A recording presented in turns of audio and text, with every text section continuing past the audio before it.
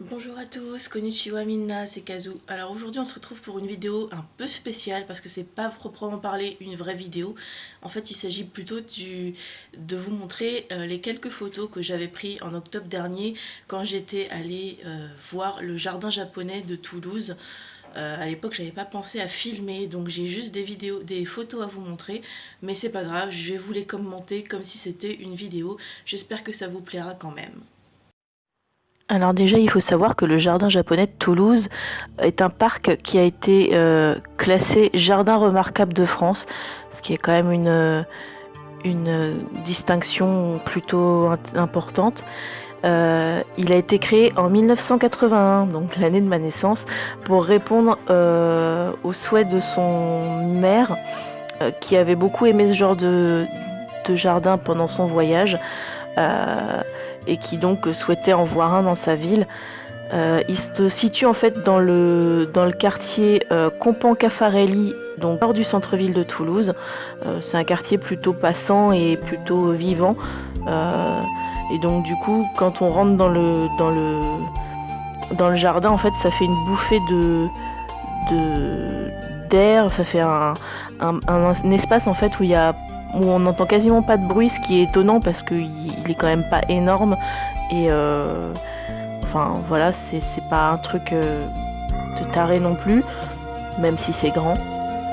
Et donc du coup, ça fait vraiment, ouais, on se sent dépaysé dès qu'on met un pied dans le jardin en fait. Donc la première chose qu'on voit quand on arrive dans le jardin, c'est cette majestueuse statue de moine en position de méditation, ce qui annonce bien l'objectif du jardin en fait. Et après quelques mètres, on arrive sur ce jardin zen, enfin ce jardin sec ou jardin zen, qui est en fait un espace clos, donc on peut pas y rentrer, dont le sol est recouvert d'un mélange de petits cailloux et de sable, sur lequel ont été dessinés des vaguelettes, et dans lequel vous trouvez quelques pierres et quelques arbres. En fait, ça a une dimension méditative, mais j'ai pas exactement le pourquoi du comment.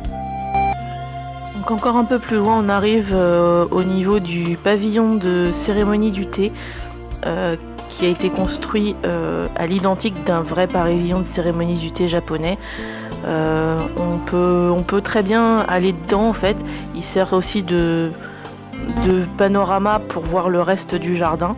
Donc là, vous avez les deux côtés, donc le côté par lequel on arrive, et ensuite vous avez le côté, l'autre côté, vu de l'autre côté du lac, parce que oui, il y a un lac.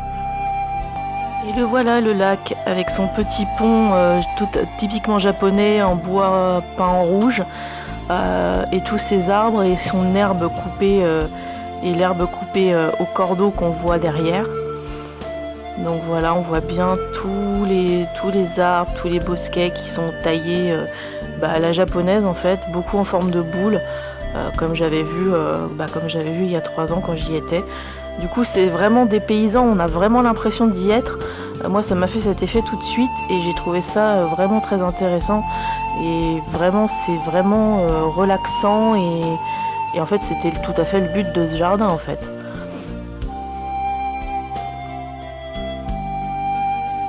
C'est magnifique comme vue ça. Franchement, j'adore cette photo. Je trouve ça... ouais, vraiment, c'est une photo que j'aurais pu prendre tout à fait là-bas. Ça ressemble vraiment d'ailleurs à une photo que j'avais prise là-bas. Le pont en moins, je pense, il me semble. Je trouve vraiment que ça ressemble à une photo que j'avais prise là-bas. Donc ça me fait quelque chose.